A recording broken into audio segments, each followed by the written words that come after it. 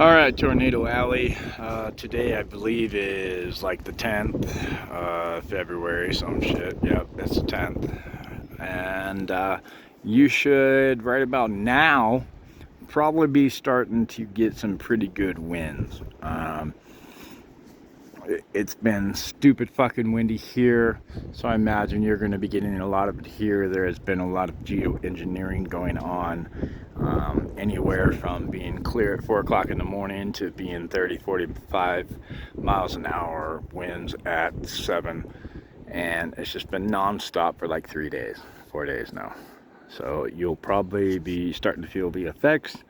By the time this is uploaded, hopefully there are no tornadoes that happen or any other bullshit as far as weather, but do expect high winds at least, and maybe some downed power lines. There has been no moisture given out of this last conglomeration of bullshit fucking weather manipulation, geoengineering, climate change, whatever the fuck it is you want to call it.